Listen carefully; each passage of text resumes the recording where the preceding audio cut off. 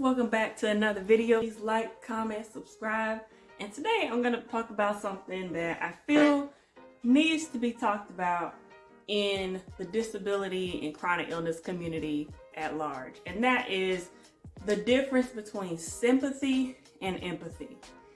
One of the things that I have learned as someone with a chronic illness is that you get two people, the sympathizers or empathizers.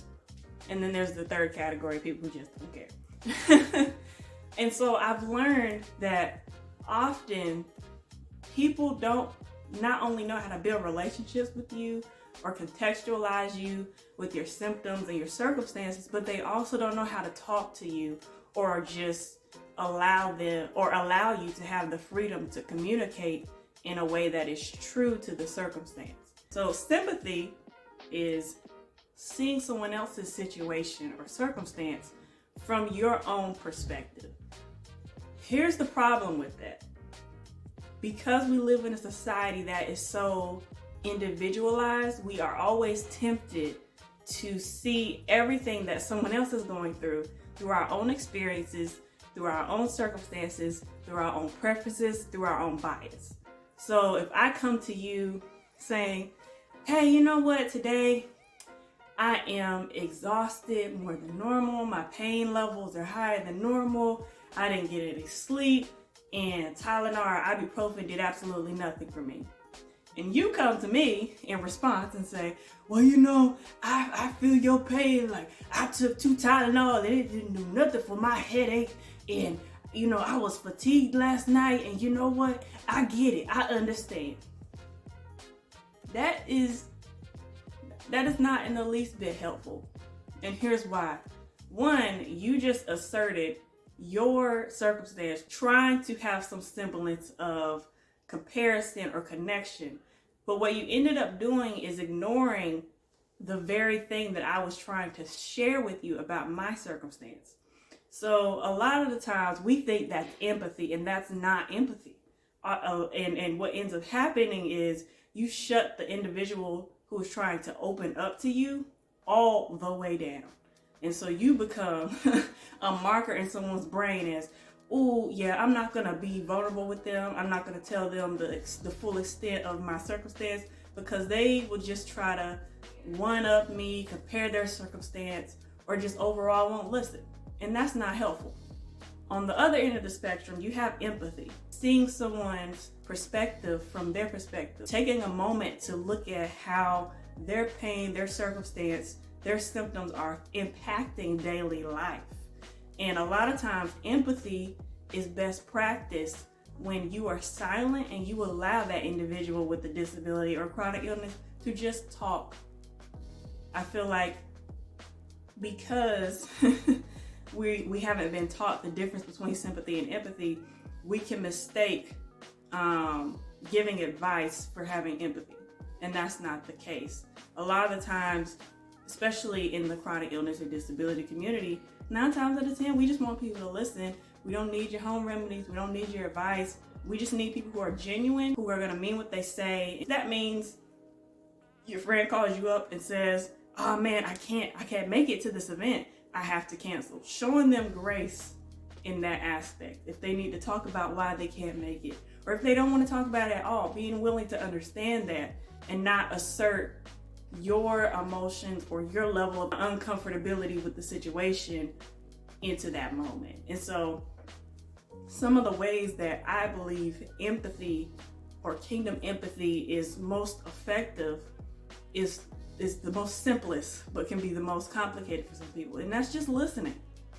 Like, how many times have you actually just sat down with your loved one, your friend, your spouse with the illness or disability, and you said, okay, I can see that you're dealing with a lot. You want to talk about it, and if they want to talk about it, just sit there. Don't pass judgment. Don't ask what they did or didn't do.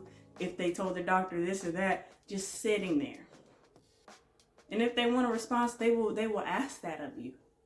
But allow that to be something that they ask. A lot of times people expect, you know, the 9th degree or the totality of someone's story to be shared with you, but you haven't even built a level of trust to where they can confide in you in that capacity. So just sitting there and listening. The second step, I highly recommend just making yourself a student. You know, we're supposed to be lifelong learners. Well, and a lot of our experiences as students in life requires learning from others and about others. So that may mean you not asking them every question about chronic migraine disease or chronic fatigue syndrome or lupus or whatever the case may be. It might mean you doing research of your own volition.